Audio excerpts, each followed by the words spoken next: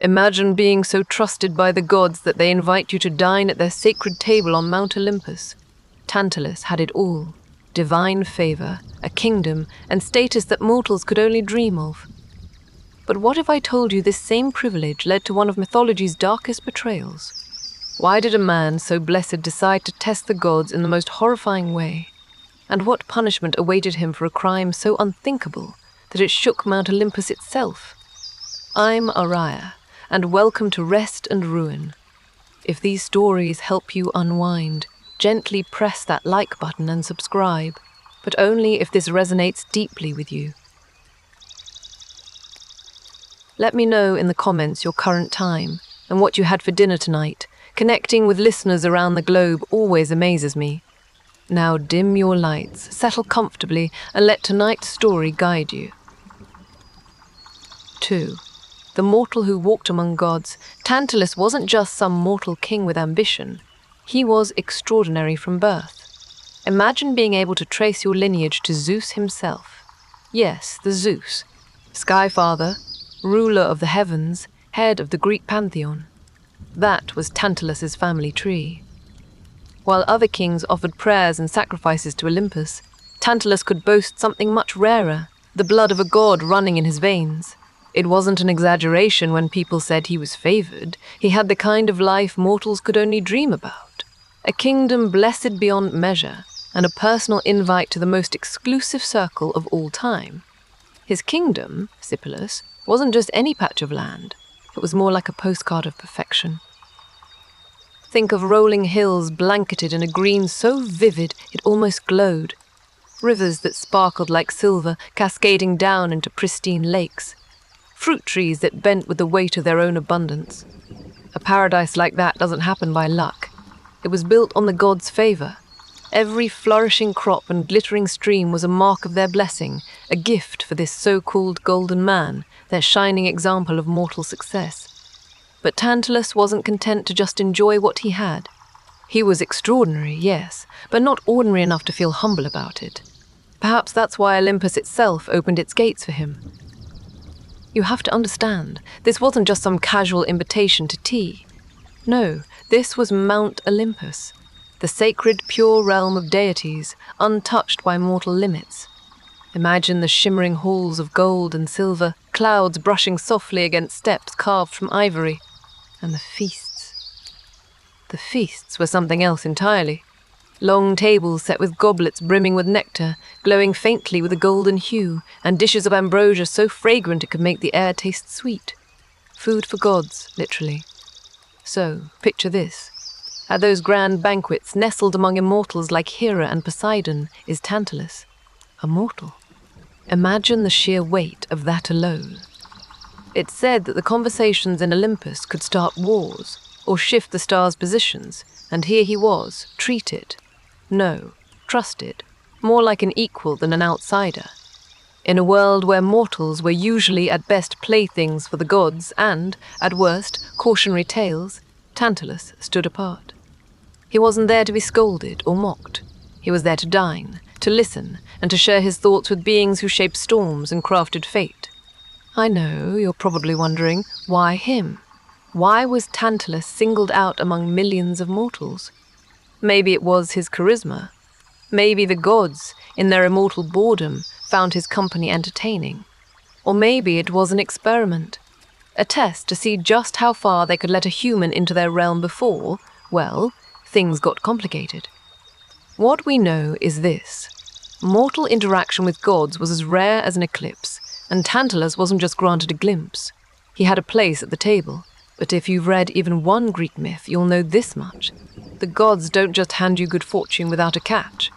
There's always a lesson, a balance of some kind, lurking in the shadows of their gifts. And with Tantalus, the temptation of that favor must have been impossible to resist. Think of it like being the only person given the keys to an otherwise locked treasure trove. At first, it feels like an honor, a sacred trust. But over time, the shine of privilege can twist into something else. Questions start spinning in your mind. Why not take more? Why not push further? Why not test the limits? Because that's the thing about humans. Our boundaries are always more tempting to break than respect. And in Mythology 101, when you combine human overreach with divine power, things tend to end poorly. We can debate whether the gods knew Tantalus had this streak in him all along, or whether they genuinely believed in his loyalty. Either way, they let him in. And every time Tantalus sipped from a crystal goblet, or laughed alongside an Olympian, it nudged him closer to imagining himself as their equal. Even divine trust, it seems, is not immune to cracks. Mortals keep surprising the gods, and not in the good way. Maybe that's why mythology spends so much time hammering home the idea that humans should know their place. One moment, you're drinking nectar like it's a fine wine, basking in the light of approval. The next, you're standing toe-to-toe with Zeus himself, trying out his thunderbolts for size. Tantalus wasn't the first mortal to push his luck, and, as we'll see, he wouldn't be the last. But his story would go down as one of the most infamous examples of what happens when mortal ambition meets divine tolerance, and takes it way, way too far. The thing is, the gods wanted to trust him. Maybe they even needed to. Mortals, after all, weren't just entertainment. They played a vital role in the great cosmic tapestry, offering sacrifices, keeping faith alive, embodying the imperfections and struggles that the gods were drawn to observe. By giving Tantalus a seat among them, the Olympians weren't simply making a gesture of kindness. They were testing the waters of divine and mortal collaboration. And unfortunately for everyone involved, it would blow up in the most spectacular way. You can almost picture the gradual shift in Tantalus's mindset. At first, there's awe, a humbling sense of wonder at the gods' radiant power and generosity. Then there's familiarity, as the extravagant becomes routine. Ambrosia isn't just special anymore, it's what's served. And then, one fateful day, familiarity hardens into entitlement. Tantalus, once the devout mortal blessed by Olympus, begins to believe he has rights to their power and mysteries. Access wasn't enough anymore. He wanted ownership. And so, this closeness to the gods became both a blessing and a curse. For a mortal, having such favor was like standing in a room flooded with sunlight, warm, life-giving, but also blinding if you stare too long. It's easy to forget you're still merely human when you're bathed in the divine glow. Tantalus stopped asking whether he should act a certain way and began asking why he couldn't do more.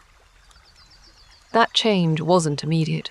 It crept in, slowly but surely, until it shaped the decisions that would lead to his ruin. Whatever flaws lay dormant inside him, this proximity to divine power brought them roaring to the surface. Instead of treating his position as a privilege, Tantalus came to see it as an invitation to cross lines no mortal should. He wasn't just drinking at their table, he began to think, dangerously, that he belonged there as one of them. And as soon as Olympus could feel that shift, a subtle arrogance, a quiet transgression, the gods must have known this wouldn't end well. But just how far would he go? How badly could this trust unravel when the gift of favor becomes an ever-growing hunger for more? That's the question that lingered in the air as Tantalus stood among the gods, smiling, oblivious to the consequences that his arrogance would soon unleash. It wasn't just his fate that hung in the balance, but the fine line between mortal and divine order. And when he finally crossed it, there would be no going back. This closeness to Olympus, the incredible wealth, the seat at the immortal table, the trust of godly power might have been the greatest honor ever granted to a mortal. But it was also the perfect setup for destruction. From the moment Tantalus glimpsed those gleaming halls, his story was already written. As they say, the higher you climb, the further you fall. For Tantalus, the fall wasn't just steep, it was eternal. 3. A kingdom blessed by the gods, Tantalus's prized kingdom, Sipylus, wasn't just any kingdom. If you're imagining some simple walled city with dusty streets and a king ruling a patch of unremarkable land, no. Sipylus was something else entirely, the type of place that felt touched by something divine, the kind of land where the trees seemed to grow in endless abundance, rivers sparkled with life, and every breeze carried the scent of blossoms and earth. There's a reason stories described it as a land touched by the hand of the gods. Everything about it screamed prosperity, blessedness, and privilege. and none of it was an accident. Sipylus sat nestled between Lydia and Phrygia, wealthy regions in their own right, but even their riches didn't hold a candle to what Tantalus's kingdom seemed to represent. The mountains in his territory, particularly Mount Sipylus, held veins of gold and treasures beneath their rocky surfaces, tangible wealth pulled right out of the earth. These gifts of the natural world weren't just random strokes of luck. No, they mirrored the privilege that Tantalus himself enjoyed, born from his divine bloodline. And what's fascinating is the way ancient myths often connect a kingdom's prosperity, its crops, its wealth, its pure beauty, to the favor of the gods.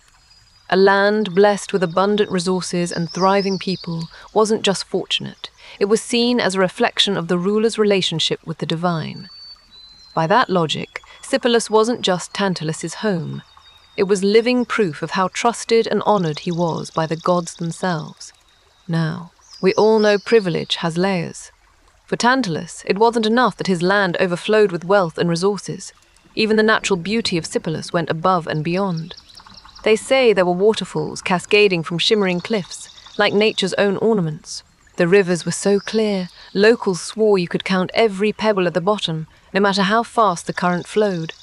Orchards stretched for miles, brimming with fruit so plentiful it seemed like they were planted to feed gods, not mortals. The crops grew strong, healthy, and stable year after year, as though they'd been enchanted by Demeter herself. And yet, for all that splendor, it wasn't just the land that set Tantalus apart. It was what that land symbolized. In mythology, divine favor doesn't come cheap, and it's never given lightly. You'd better believe that any kingdom as stunning as Sipylus wasn't just lucky. Its abundance was a deliberate projection of the gods' blessings. It was a way of showing, look at this man, Tantalus, son of Zeus, ruler among men. This is what Olympus can offer to those it finds worthy. The wealth of the mines, the fertility of the soil, the clear, pristine waters. They weren't just luxuries. They were symbols. Trust symbols. Because without trust, there's no way the gods would have allowed a mortal man to possess what was essentially paradise on earth. And here's the uncomfortable part. Giving someone all that power, all that wealth, is one thing. Watching them live up to it is another. When you picture Tantalus in Sipylus, king of an abundant land, son of Zeus, ruler with favor from Olympus, you have to ask yourself, how long did it take for that favor to feel less like a privilege and more like his birthright? Because that's the tricky thing about being blessed. It comes with expectations. The gods might shower you with gifts, land that flourishes, rivers that run forever, influence over mortals. But there's an unspoken deal tied to every blessing. Don't forget who gave this to you. There are countless examples in mythology of gods tying a ruler's fortune to their conduct. Here's how it works. When a king is pious, the land prospers.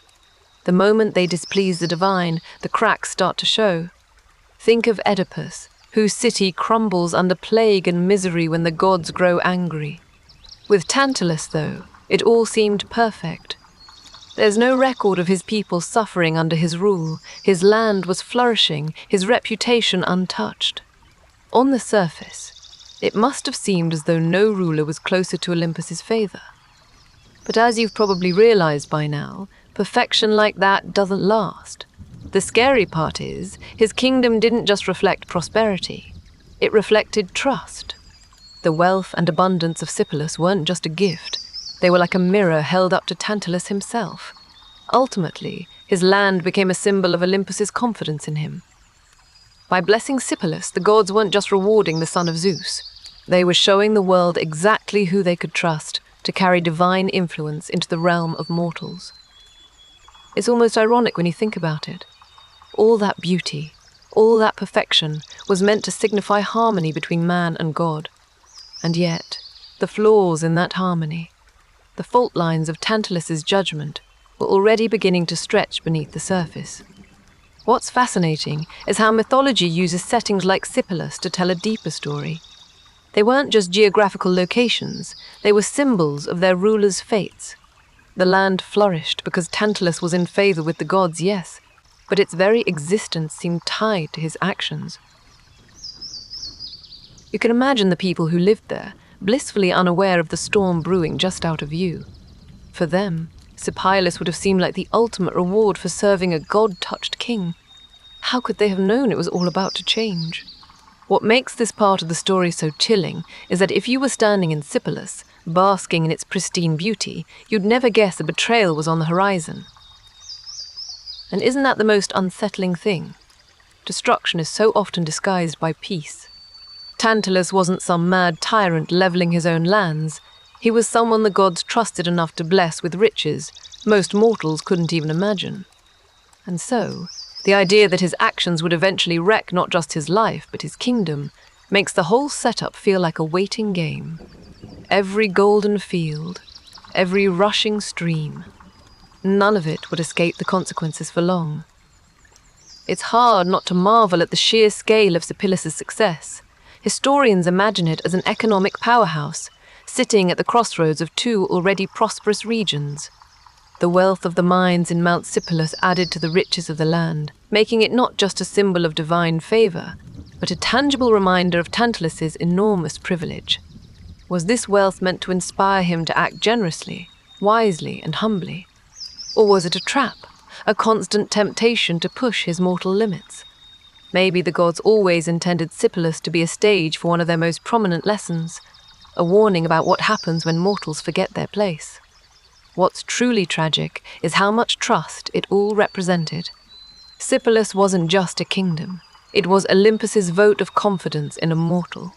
It was a chance to prove what humans could do when given divine support.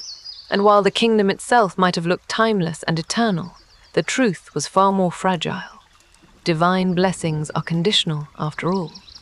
And the thread that tied Cipiolus to Olympus's favor was about to snap, dragging not just Tantalus, but his entire realm into ruin. In the end, we can't separate the beauty of Cipiolus from the betrayal that would follow. The dazzling wealth of the land, the abundance that marked its borders, would later feel heavy with irony. All that splendor, the endless fruits, the glimmering rivers, was a reflection of trust, and when that trust cracked, so did everything else. The punishment of a single man might seem like it affects only him, but in myths like this one, the ripples always spread further. The people of Cipiolus, the land itself, the future of Tantalus' bloodline. None of it would escape the consequences of his choices. So, here's a question worth thinking about. Did Cipiolus ever truly belong to Tantalus, or was it always part of a deal? The kingdom, the blessings, the life of ease. It all came from the gods, meaning it could just as easily be taken back. That's the thing about gifts from Olympus. They may look eternal, but they're just as fleeting as mortal life itself. And when they start to fade, they don't just disappear quietly. They crumble, shatter, and burn. By the time Tantalus' betrayal becomes obvious, Cipiolus will no longer be the shining beacon it once was.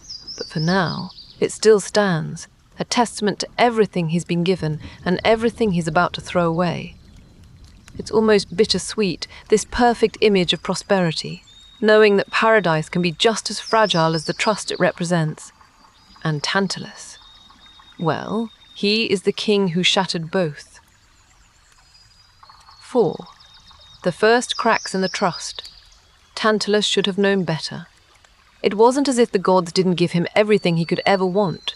The feasts, the respect, the divine favor that practically elevated him above all other mortals. But that's the thing with privilege, isn't it?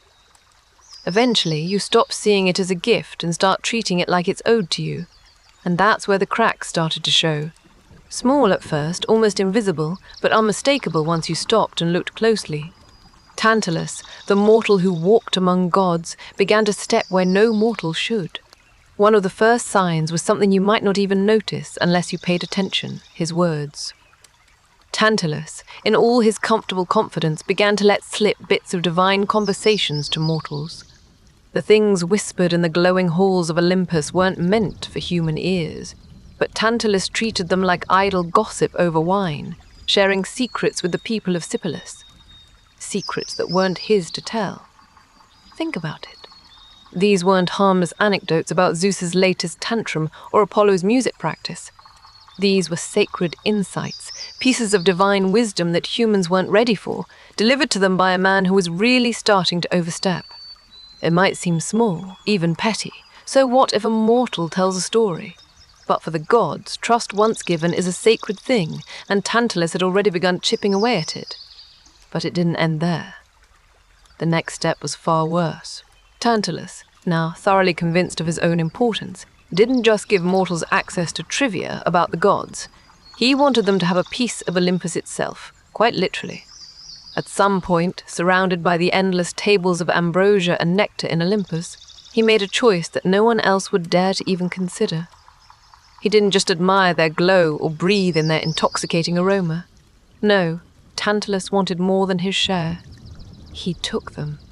He stole the food of the gods. This wasn't just grand theft snack. It was a crime so bold it practically screamed defiance. Ambrosia and nectar weren't just divine delicacies. These were powerful, sacred substances that symbolized immortality itself. Mortals weren't supposed to touch them, let alone sneak them off the table like leftovers at a banquet. And Tantalus?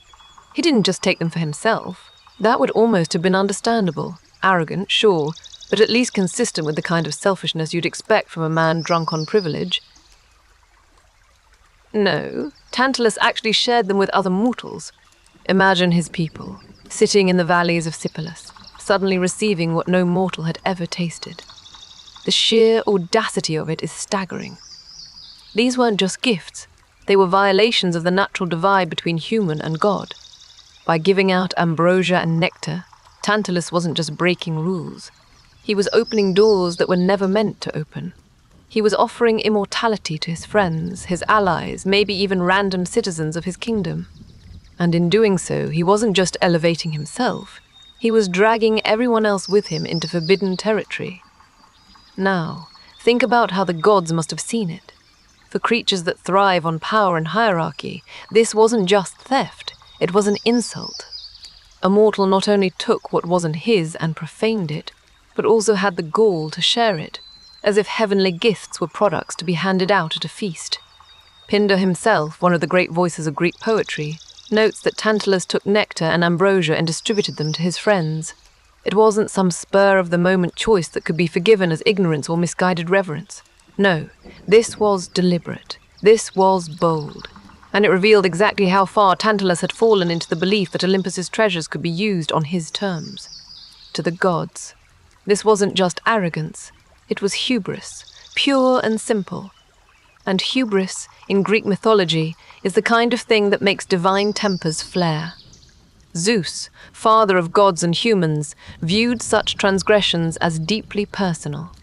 For Tantalus to tamper with ambrosia and nectar was to challenge the very foundations of the cosmic order Zeus upheld. Mortals had their place, and gods had theirs, and that balance wasn't just for show, it was the framework of the entire world. By trying to blur those lines, Tantalus wasn't just being reckless, he was spitting in the face of the hierarchy itself. But what's even more fascinating here is the gradual nature of Tantalus's descent. This wasn't a man who started out as a villain. He wasn't born with the intention of crossing sacred lines. You have to wonder if, at first, he was simply testing the edges of his privilege. A secret told here, a stolen bite there, just to see what would happen. And for some time, it probably felt like nothing would. That's the thing about trust. It doesn't break with the first crack. It holds on, tries to stretch itself around the fractures, hoping that what was given so generously won't be taken advantage of. But the cracks in Tantalus grew wider with every overstep. By the time he took ambrosia and nectar, the trust that once surrounded him had frayed almost entirely. It's easy, though, to wonder what was driving him. Was it greed? Some sense of jealousy that the gods could have so much while mortals could only kneel and pray? Or maybe it was something worse, the belief that, because of his lineage, he had a right to those things. After all, Tantalus wasn't just any mortal. He was, as he likely reminded himself constantly, the son of Zeus. Half divine, standing closer to Olympus than any of the other humans below. Maybe, to him, taking nectar and ambrosia didn't feel like theft. It felt like reclaiming something he believed should have been his all along. But the gods didn't see it that way, and they weren't about to let it slide. The tension here wasn't just about material theft. It was about boundaries, sacred, essential boundaries that kept the mortal and divine worlds separate. History shows us, again and again, that the Olympians were fiercely protective of those lines. They might toy with mortals, favor them, fall in love with them, even elevate them briefly. But equality, that had no place in their world. And Tantalus's actions weren't just a breach of rules, they were a threat to the natural order of things. The theft of immortality wasn't just a singular event, something the gods could deal with and move on from. It was a sign, a flashing warning, that trust never bends without consequence. For Tantalus, stealing ambrosia and nectar was only the beginning. These weren't the actions of a man who made a single mistake. They were the first steps down a path of entitlement, each step more brazen than the last. What started as an overreach for divine food would soon morph into an act so horrifying it would forever etch his name into the annals of divine punishment. But in these early transgressions, there's a strange kind of inevitability. You can see how one small betrayal opened the door for bigger ones, how trust eroded into entitlement, and how favor, once given unconditionally, started to fade into suspicion. Stealing nectar and ambrosia wasn't just about elevating himself. It was about breaking the unspoken contract between mortal and God. And for the Olympians, once someone showed that kind of hubris, there was no going back. Olympus might have seemed luxurious, abundant, and infinite, but its rules were anything but flexible. And for Tantalus, that would prove to be his undoing. So here's where we're left. A man, once extraordinary, invited into the sacred space of gods, now standing precariously close to ruin. Tantalus had already stepped over one line, and you can practically see the cracks spreading under his feet. The theft of ambrosia and nectar wasn't just a statement of entitlement, it was an omen of what was coming next, proof that trust, once broken, can make the descent all the more precipitous. And if you thought stealing immortality was bold, just wait. What he did next would shatter every boundary he had already ignored, leaving not just his reputation but his very legacy in ruins.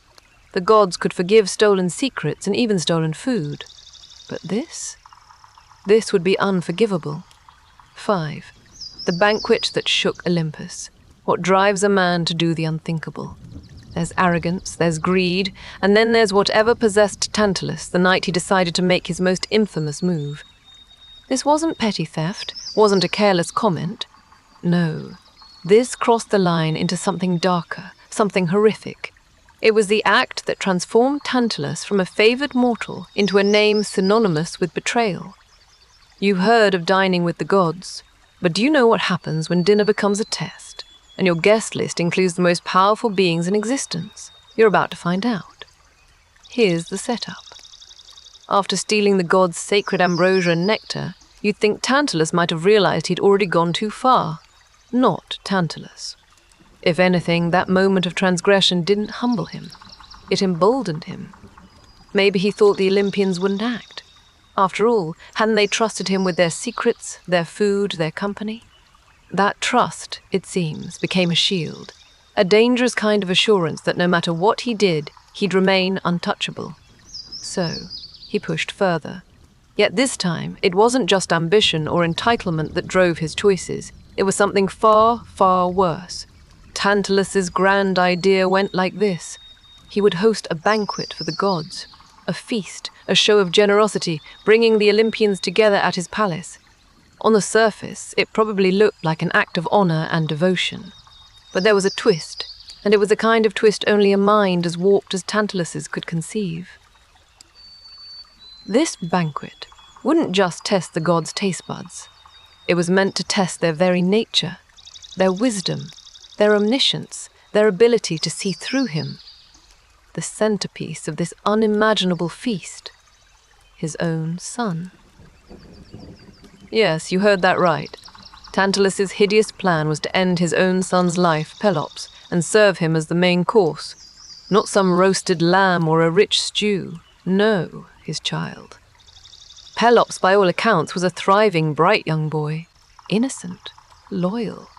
The idea that his father, his protector, his hero would be the one to take his life. It's enough to make your stomach turn.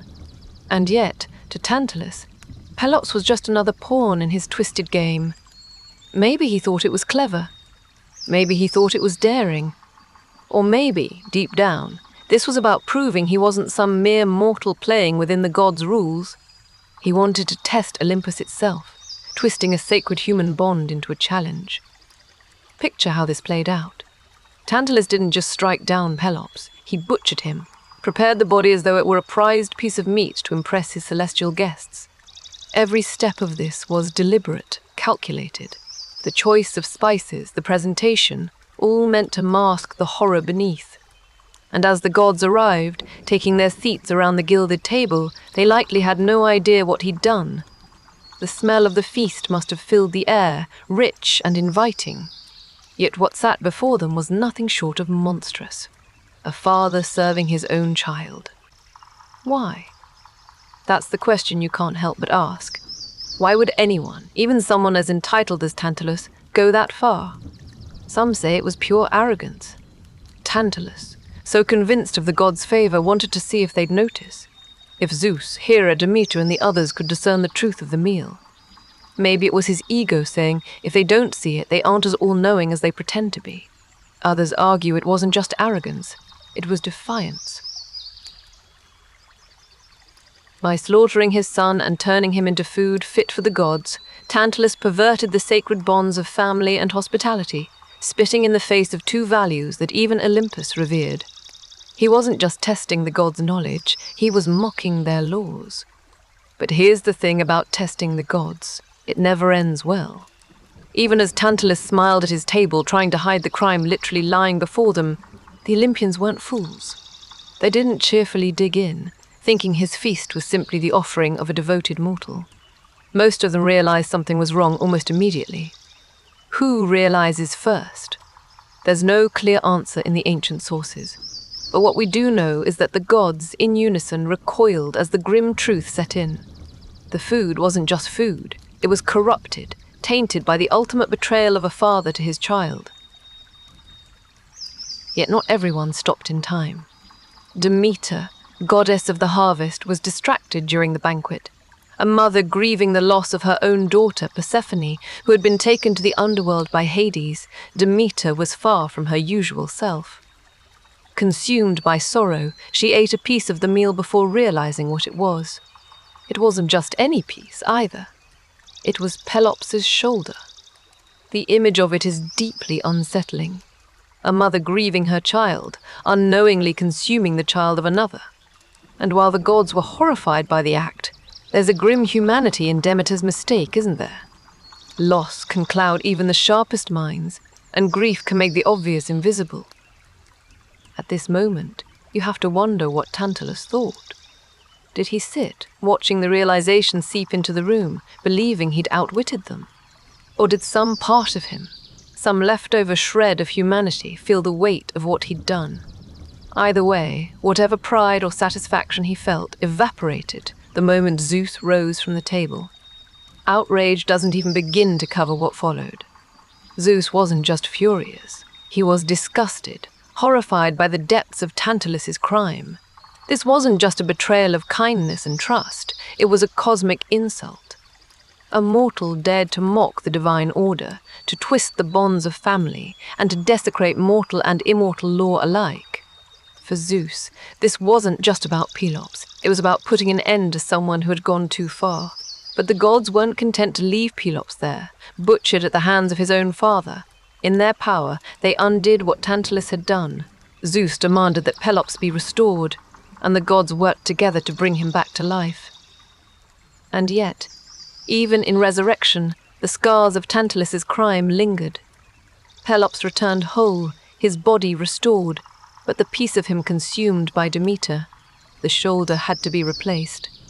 The gods crafted a new one out of ivory, a pale, gleaming mark of Tantalus's treachery. To the world, Pelops would live again, but his ivory shoulder would forever be a reminder of his father's unimaginable act. And as for Tantalus, Zeus's rage didn't stop at restoring Pelops. The banquet may have ended, but the consequences were only beginning. For Tantalus, whose entire life had been built on divine trust and privilege, the punishment wasn't just about retribution. It was about sending a message, not just to him, but to all mortals who dared think they could test the gods. His privilege would be stripped away, his power shattered. And what awaited him in the depths of Tartarus would make even the crime he'd committed pale in comparison. So there you have it, a feast turned nightmare, a father turned monster, and a trust so thoroughly shattered that its fragments rippled through mythology for generations. What began as hubris culminated in one of the darkest acts of betrayal in Greek lore, and the gods' reaction made it clear. Some lines aren't just uncrossable, they're punishable on an eternal scale. Tantalus's name would become a symbol for overreach, a cautionary tale spoken of with horror and disgust. And where he was headed next. Let's just say, it wasn't a place of feasts and luxury. It was a torment as tailor-made as it was eternal. 6. The wrath of Zeus. When you commit one of the most heinous crimes imaginable against the gods, you become more than a name. You become a cautionary tale. For Tantalus, it was Zeus himself who delivered the judgment, and when the king of the gods decides you've gone too far, let's just say the punishment isn't going to be a slap on the wrist. What Zeus handed down wasn't just vengeance, it was a declaration. This wasn't about Tantalus alone. It was about sending a message that would echo across the mortal and divine worlds. To Zeus, Tantalus's betrayal wasn't just personal. It wasn't just a father breaking sacred bonds with his son, or a guest dishonoring the laws of hospitality. It was a violation of everything the gods stood for, a mortal defiling divine sanctity in the most grotesque way. Remember, Zeus had elevated Tantalus. He was more than just another mortal. He was a symbol of Zeus's generosity, a showcase of what could happen when the gods bestowed their favor onto someone they deemed worthy. And yet, Tantalus had taken that favor and mangled it beyond recognition. Serving Pelops as a feast to test the gods' omniscience wasn't just offensive. It was like Tantalus had spit directly in Zeus's face. And Olympus? It doesn't hold back when it feels insulted. The story of Tantalus highlights something fundamental about how Zeus handled his role as the enforcer of divine justice. He wasn't just a ruler sitting loftily on his throne, passing decrees while others did the dirty work. Zeus was an active participant in maintaining order, and that meant punishing those who dared disturb it. Violations like Tantalus's didn't simply threaten one god's pride, they threatened the balance of everything. The line between mortal and immortal, the hierarchy that kept the world running smoothly. So, Zeus did what Zeus does best. He made an example out of Tantalus. This wasn't meant to be a quick punishment where the guilty man learns his lesson and returns home. No, Zeus had something far more permanent in mind. Tantalus's betrayal would cost him not just his mortal life, but any chance at peace in the afterlife. For a crime this grand, there was only one destination, Tartarus. If you're unfamiliar with Tartarus, let me paint you a quick picture. Imagine the gloomiest, most forbidding place in all of existence, and you're not even halfway there. Tartarus wasn't just a gloomy corner of the underworld. It was a pit so deep that even the gods feared it.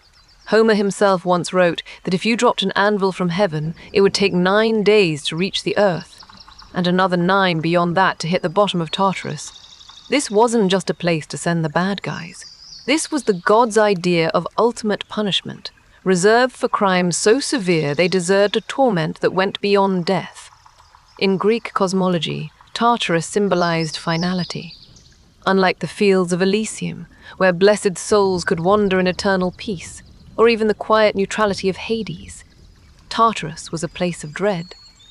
It wasn't just a prison. It was its own realm of horrors, specifically tailored to each sinner's crime. You don't walk into Tartarus by accident. You earn it, like Tantalus did, through acts that shake the very foundation of Olympus. Now imagine this. You're Tantalus. One moment, you're a king dining with gods, your life, a tapestry of privilege and divine favor. The next, you're condemned to an existence worse than death itself. Once Zeus passed his judgment, Tantalus didn't just fall out of favor. He fell all the way into Tartarus, and his punishment matched the scale of his crime. There, in the deepest, darkest abyss of the underworld, Tantalus would endure a torment so excruciating, so perfectly crafted, that his name would forever be tied to this unique brand of suffering. Here's how it worked. In Tartarus, Tantalus was made to stand in a pool of water, clear and inviting, with beautifully ripened fruit hanging from branches above his head. It sounds like a picturesque oasis. Until you understand the catch, he could never drink the water, and he could never reach the fruit. Every time he bent down to drink, the water would recede, sinking just out of his grasp. Every time he reached up for the fruit, the branches would swing away, their bounty forever out of reach. Tantalus wasn't starving because there wasn't food. He wasn't thirsty because there wasn't water. The very things he desired were always right there, close enough to see, close enough to smell, close enough to feel the ache of wanting. This was the cruel genius of his punishment. It wasn't about physical pain or suffering. It was psychological, eternal. He could see the solution to his torment, but he could never have it. The gods had turned his own desires into the instruments of his misery. If that strikes you as particularly harsh, well, that's kind of the point. Zeus didn't simply want to punish Tantalus. He wanted to create a symbol. Tantalus's torment in Tartarus was uniquely designed to match his crime, to serve as an eternal reflection of what he had done. He had taken something sacred, the trust of the gods, the bond with his son, and used it to satisfy his own arrogance. In Tartarus, Zeus gave him a taste of his own medicine, just as Tantalus had played with the gods' trust and Pelops' life. His punishment forced him to live in a state of constant deprivation. His desires forever dangled and yanked away. Tantalus' sentence wasn't just divine justice. It was artistry. Zeus could have easily cursed him with pain, with fire, with any number of straightforward forms of torment. But that wasn't enough for an act like this. No, Tantalus' suffering had to be layered, profound, and eternal, a permanent reminder of what happens when a mortal dares to challenge the divine. And that's what makes this punishment stand out. It wasn't about brute force. It was about forcing Tantalus to confront the consequences of his desires every single day for the rest of eternity. Of course, this moment wasn't isolated within Tantalus' story. Zeus's role as the enforcer of justice shows up across countless myths. Sisyphus, forever rolling his boulder uphill, Prometheus, chained to a rock while an eagle gnaws at his liver, and, of course, Tantalus. The pattern is unmistakable. Zeus's punishments weren't random. They were precise, tailored to fit the crime in a way that made the sinner's torment feel both personal and infinite. But perhaps what sets Tantalus apart from other mythological figures is the sheer scope of his betrayal. Sisyphus' punishment was about cleverness gone too far. Prometheus's was about defiance. But Tantalus' crime touched on something far deeper: family, trust, the sacred. The punishment matched the wound. By trapping Tantalus in an endless state of want, Zeus made him the embodiment of futility. His suffering, a dark reflection of human greed and hubris brought to its ultimate conclusion. Even so, Zeus's wrath wasn't confined to Tantalus alone. His sentence carried ripples, spreading outward through his bloodline. The deeds of Tantalus wouldn't stop with his torment in Tartarus. The curse he had brought upon himself would spread to his descendants, haunting generation after generation in a painful legacy of betrayal and revenge.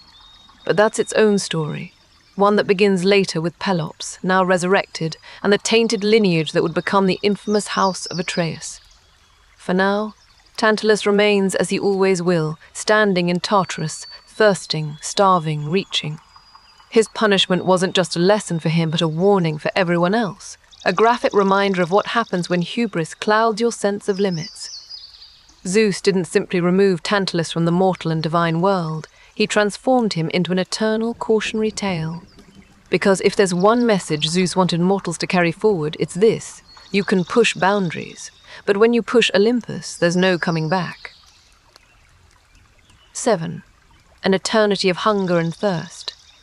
Tantalus stood in the depths of Tartarus, and around him there was no fire, no screaming hordes, no chaotic inferno like you might expect. Instead, his punishment was far quieter, and somehow infinitely worse. He stood in a shimmering pool of water. The the surface so clear he could see every ripple as it moved. Towering above him, vibrant trees stretched endlessly, their branches heavy with fruit-red apples, golden pears, deep purple figs, all swollen to bursting.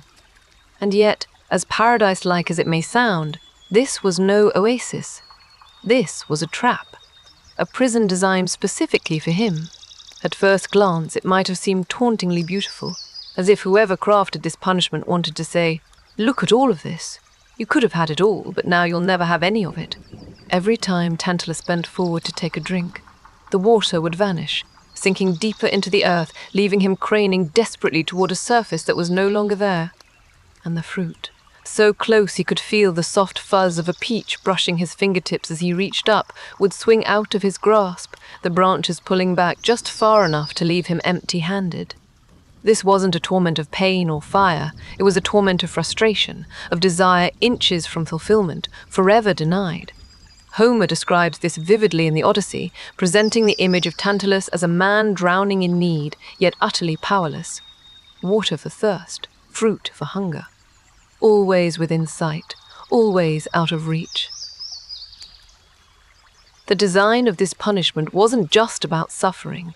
It was about the psychology of it. It wasn't enough to deprive him of the essentials. He had to stare at them, crave them, and fail to grasp them every time, over and over, forever. And this is where the gods truly showed their flair for, shall we say, creative torment. Tantalus's punishment wasn't arbitrary. Like those of Sisyphus or Prometheus, his torment was crafted to fit his crime in a way that almost feels poetic, if it weren't so horrifying. Think about it. Tantalus, the man who once dined with gods, who stole ambrosia and nectar, who dared to think he could take what wasn't his and offer it to others, now trapped in eternal hunger and thirst. He wanted more than his share, so Zeus made sure he lived in a state of endless wanting. His very crime, the greed, the arrogance was reflected back at him in the cruelest way possible.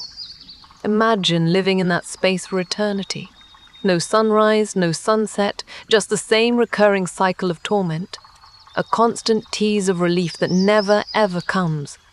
The pool of water around his ankles is cool and pure, the fruit above bursting with juice. And yet, Tantalus feels the ache in his throat from thirst, and the gnawing emptiness in his stomach from hunger. He's surrounded by abundance, by the very things that could save him, and all he can do is reach, watch, and fail. Again. And again. You might think, sure, it's frustrating, but how bad can it really be? Well, pause for a second and try to imagine the details of it. The feel of dry lips cracking as you lean down to scoop up water, only to have it sink just out of reach. The way your hands might shake, muscles aching, as you stretch toward fruit so ripe you can smell its sweetness in the air. Imagine the hunger turning into nausea, the thirst burning your throat while the prizes taunt you endlessly. Day after day, year after year, century after century. It's not the physical torment that twists the knife, it's the nearness of relief, the cruel proximity of salvation. This is why the word tantalize exists, to describe something that tempts you, dances just close enough to give you hope, only to yank it away. And as if that weren't enough, some versions of the myth suggest a more sinister detail, a boulder hanging over Tantalus's head, suspended by an unseen force, always threatening to crush him. Though not present in all accounts, this image adds an extra layer of dread to his suffering. It's the constant anxiety, that inescapable sense that ruin could come crashing down at any moment. Combined with his other torments, it paints a picture of a punishment that isn't just about suffering, but about stripping away any sense of peace, of relief, even for a second. There's a reason why Greek mythology so often turns punishment into a reflection of the crime itself. For the Greeks, it wasn't enough that wrongdoers were punished. They needed to understand why. Or, rather, they needed to become a living, breathing emblem of their sins. Tantalus's crime wasn't just about greed. It was about his arrogance, his hubris, his willingness to violate the sacred for what? Personal gain? Power? Perhaps just the satisfaction of defying the gods. Whatever it was, his punishment made sure that his betrayal of natural order was burned into eternity. But Zeus didn't craft this punishment purely for Tantalus' sake. That would have been too narrow of a statement. No, this was meant as a lesson for everyone watching. Mortals needed to understand the line between human and divine, to grasp what happened when someone wandered too far past it. Tantalus became the ultimate warning, a name that, even centuries later, evokes the consequences of hubris. He was like a lighthouse, though not for guidance. His suffering was the beam of light piercing through the storm clouds, saying, "Go this way, and this is what's waiting for you." What makes Tantalus' torment even more profound is the weight of his former life. It's not just the suffering that's cruel, it's the contrast between what he had and what he's become. This man once drank the nectar of the gods. Now he's denied even a sip of water. He was once fed ambrosia in glimmering halls of Olympus. Now he can't so much as taste a single fruit. His punishment isn't just about denying his cravings, it's about reminding him every second of what he's lost. And yet, Tantalus' story doesn't stop in Tartarus. While he stood there, tormented by hunger and thirst, the consequences of his actions didn't die with him. They followed his bloodline, infecting generation after generation with the same toxic mixture of betrayal, family curses, and hubris that started it all. From his son Pelops to his later descendants, the infamous house of Atreus, Tantalus' crime left a legacy of destruction that would ripple through Greek mythology. Take his son Pelops as an example. Yes, he was restored by the gods, his body pieced back together after the horrifying feast, even given an ivory shoulder to replace the part Demeter consumed. But it's impossible to overlook the shadow that Tantalus cast over him. Pelops' future, his choices, and the family dynasty that descended from him would all be stained by the echo of his father's sins. Tantalus' betrayal didn't just set him apart, it doomed everyone connected to him. This idea of a curse extending beyond its origin is central to why Greek myths like this still resonate. It's the ripple effect of wrongdoing, the way one person's hubris can spiral into something far bigger than themselves. Tantalus wasn't just punished in Tartarus, he was punished through his lineage, through the endless cycle of suffering and vengeance that would define his descendants. And for those descendants? Let's just say the curse didn't lose its sting as the years went on. The house of Atreus became a swirling storm of betrayal and tragedy, each generation compounding the sins of the last. But that's a story we'll get to in due time. For now, Tantalus remains where he has always been, trapped, yearning, surrounded by abundance but eternally starved. He exists as both a cautionary tale and a grim reminder of what happens when privilege blinds you to your own limitations. Tantalus wanted to test the gods. He wanted to defy the rules that separate mortals from immortals. The gods didn't just answer his challenge, they made him an example. And his suffering? It wasn't an end. It was just the beginning of a legacy that would continue falling to pieces, one generation at a time. 8. The curse of the house of Atreus Tantalus' betrayal didn't stop at him. It festered, rippling outward like cracks in a pane of glass, reaching far beyond his lifetime into every corner of his family's legacy. When Zeus flung Tantalus into Tartarus, it wasn't just revenge for a meal that still makes the gods wince. No, that act, the treachery, the audacity, the hubris, etched a mark so deep that his entire lineage would carry it. Generations of his descendants inherited not just wealth or fame, but a curse born of his folly. The gods don't forget, and neither does fate. What began with Tantalus would stretch through the ages, leaving destruction at every step. It started with Pelops, Tantalus' son. You'd think rising from the dead, complete with a shiny ivory shoulder replacing the one Demeter accidentally ate, would mark the chance for a fresh start. But no. Pelops, despite literally being pieced back together by the gods, didn't walk away untouched. His own hunger for power, ambition, and vengeance would echo his father's sins almost too perfectly. The first thing that really stands out about Pelops, his determination to marry Hippodamia, a beautiful woman whose father, King Olympus, wasn't exactly supportive of the idea.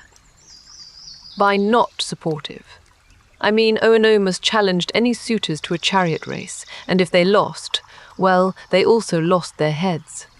Now, Pelops wasn't exactly a play-by-the-rules kind of guy. Instead of trusting his skills to win, he decided to rig the race.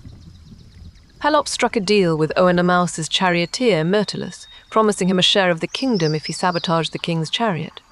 Myrtilus, eager for a cut of the spoils, tampered with the wheels, and sure enough, when the race began, Oenomaus's chariot flew apart. The king didn't just lose the race, he lost his life. You'd think that would be the end of the scheming, right? Wrong. Pelops had no intention of sharing his new kingdom with Myrtilus.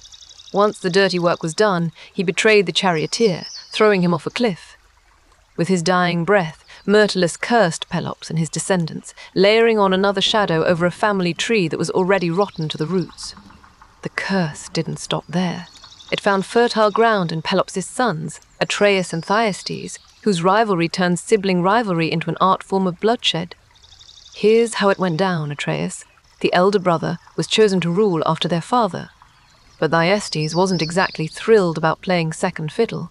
Spurred by jealousy, Thyestes seduced Atreus' wife and, through her, stole the golden ram, a prized symbol of kingship.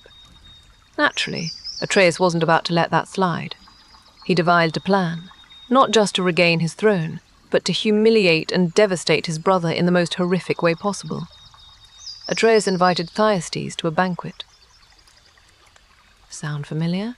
He promised a reconciliation, a chance to put the whole mess behind them. Except, like father, like son, this wasn't just a normal feast. Atreus secretly vanquished Thyestes' sons, butchered them, cooked them, and served them as the main course. Thyestes, clueless, enjoyed his dinner until Atreus revealed the truth. By the time he realized what he'd eaten, it was too late. His children were gone, and his brother sat across from him, relishing in the triumph of his grotesque revenge. Sound familiar? It should. What Atreus did was an eerie echo of Tantalus' own crime, as though the sins of the father had etched themselves into the hearts of his descendants.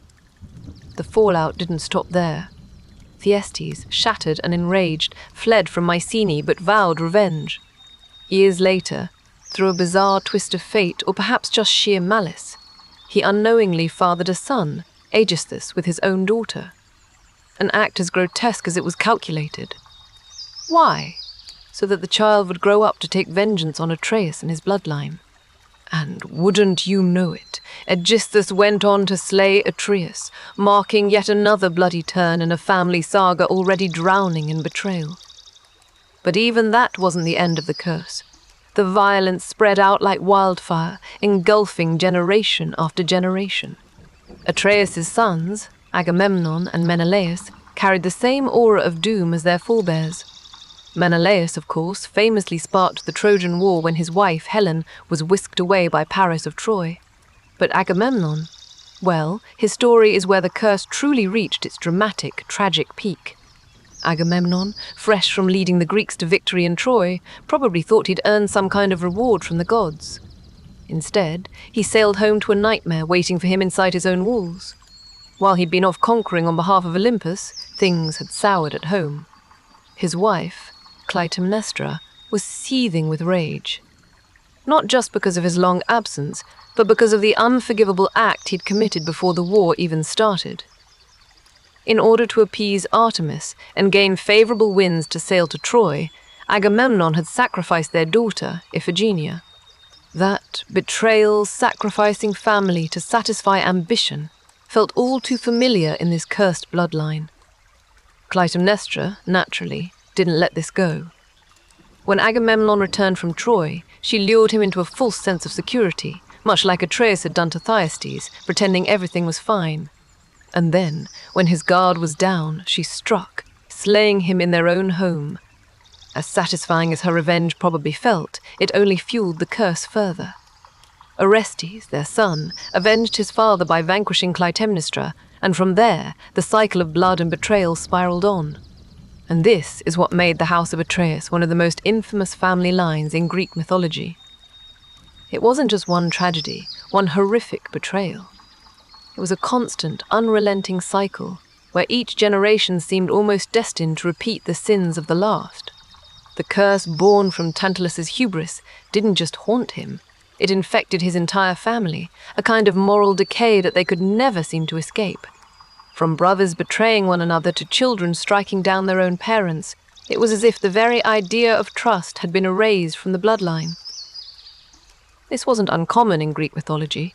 Generational curses appear again and again as reminders that hubris, the sheer arrogance of defying divine laws, doesn't just bring punishment to the individual. It spills over, catching loved ones and descendants in its toxic web. The story of Tantalus and the House of Atreus wasn't just about a single crime. It was about the far-reaching consequences of that crime. The way one act of betrayal can ripple outward, growing and mutating into tragedies no one could have predicted. But if there's one thing Greek myths never fail to highlight, it's that these cycles aren't just the work of fate or the gods. They're born from the choices people make, an accumulation of hubris, revenge, and betrayal. You start to see echoes and patterns. Tantalus betrayed the gods, so the gods cursed his family. Pelops lied and took lives to get what he wanted. Atreus and Thyestes tore each other apart in a power struggle that ultimately fed into their own destruction. No one in this family stopped to break the chain. And maybe that's the point, that once someone sets such devastation in motion, stopping it requires greater strength than most are willing to muster. Generational curses, in Greek mythology at least, aren't just about punishment. They're cautionary tales. They warn us about the rippling effects of ambition and pride gone unchecked. Tantalus didn't just doom himself. He doomed everyone connected to him because of his inability to understand the limits of mortal and divine. And the House of Atreus, well, it became the ultimate warning about what happens when people let vengeance and pride run their lives. Even now, there's this sense of futility hanging over the family's story. Could anyone in the House of Atreus have severed the curse, or was it bound to continue? Is it fate? Or is it that hubris is so deeply ingrained in their bloodline that each member renewed the curse with every self-serving choice? The myth doesn't give us a clear answer, but it leaves us with something just as lasting, a stark reminder of how far-reaching the consequences of arrogance can be. And as for Tantalus, the fruit dangled high above him, the water danced just out of reach, and below him, his family fractured again and again, replaying pieces of his betrayal for eternity. 9. The lasting symbolism of Tantalus. The story of Tantalus endures for a reason. It's equal parts horrifying and fascinating. It clings to the mind, not just for the spectacle of his fall, but for the way it reflects something uncomfortably human, the tendency to destroy yourself, trying to reach what you were never meant to have. What draws people to his story isn't just the cruelty of his punishment or the horror of his actions, it's the irony woven so deeply into every part of his rise and fall. Tantalus wasn't just anyone. He was the mortal hand picked by the gods to sit at their table, to walk among the divine. And yet it was this very proximity to power that became his undoing. How could someone so favored end up so cursed?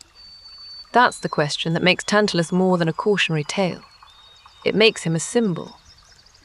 At its core, Tantalus's story is a stark warning against hubris and the abuse of privilege, the same gifts that elevated him: divine favor, access to Olympus, a kingdom overflowing with abundance, fed his arrogance. He didn't appreciate what he had, he felt entitled to more.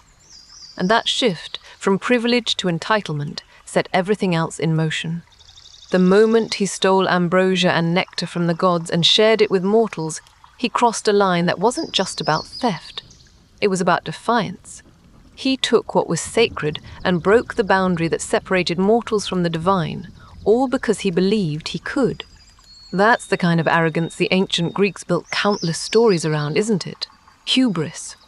This idea that mortals, despite their fleeting lives, dare to challenge what the gods have decreed. And time after time, those who gave in to hubris didn't just stumble. They plummeted. We see echoes of Tantalus' story in Icarus, whose waxen wings melted when he ignored every warning and flew too close to the sun. But unlike Icarus, who fell from a dream of freedom, Tantalus' fall came from greed. a hunger so insatiable it blinded him to the boundaries of what was acceptable, even human. This idea, the very thing that lifted you up also dragging you down, is sometimes called the Icarus paradox. It's a concept we see everywhere, not just in mythology but in the world we live in today.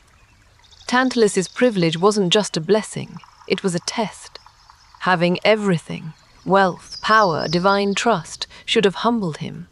It should have taught him restraint. But instead, it fed his ambition to the point where he couldn't see past it.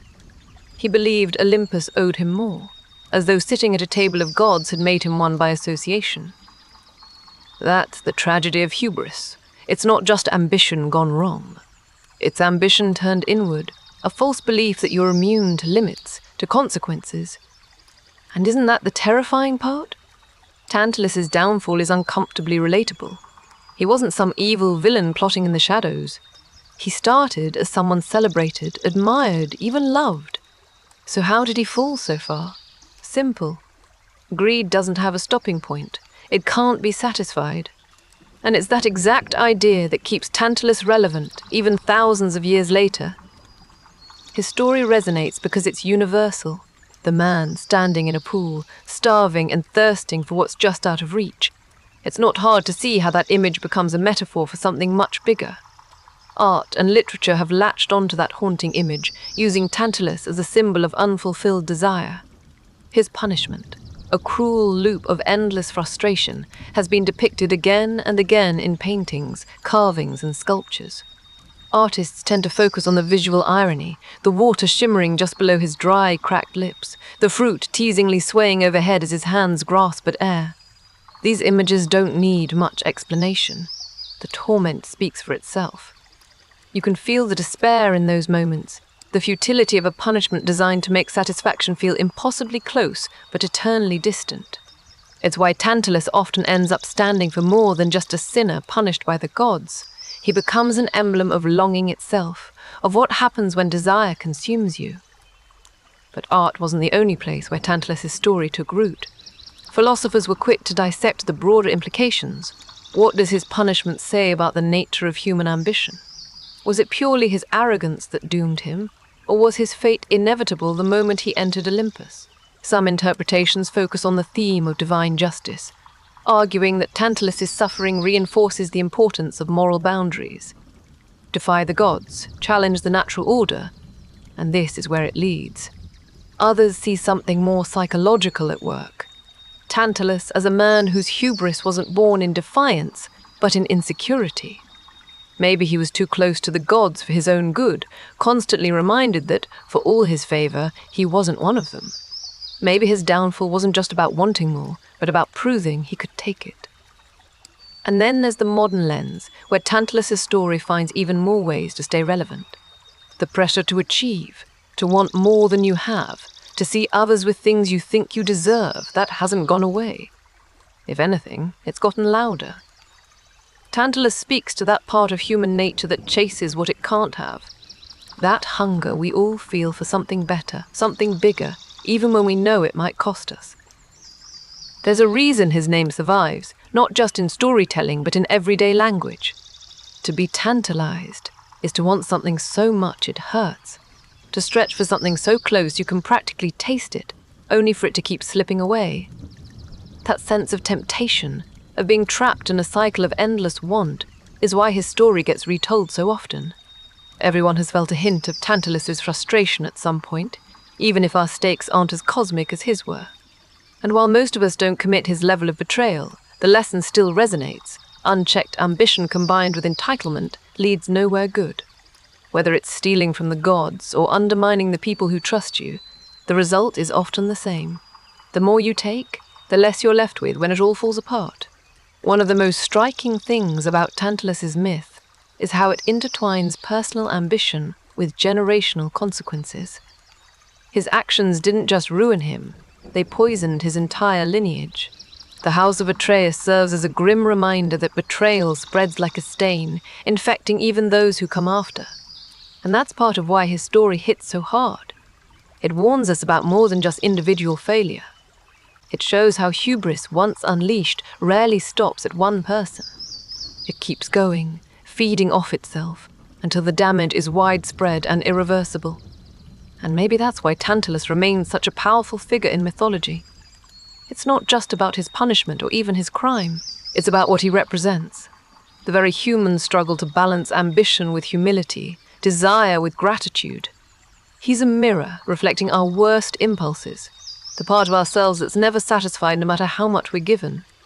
And in that way, his story isn't just ancient, it's timeless. The forms might change, but the cycle remains the same. Tantalus reminds us that arrogance can come from the places you least expect. Sometimes it's the people who seem the most fortunate, the ones who've been given every advantage, who fall the hardest when they reach just a little too far. His story serves as a stark contrast between privilege and responsibility, how one can quickly unravel the other when taken for granted. And this, ultimately, becomes the enduring lesson. Knowing when to stop is just as important as knowing how to achieve. The image of Tantalus remains burned into the imagination, not because we sympathize with his plight, but because we recognize how close we all are to creating our own versions of it. It's not difficult to see where ambition turns into greed or where privilege becomes entitlement.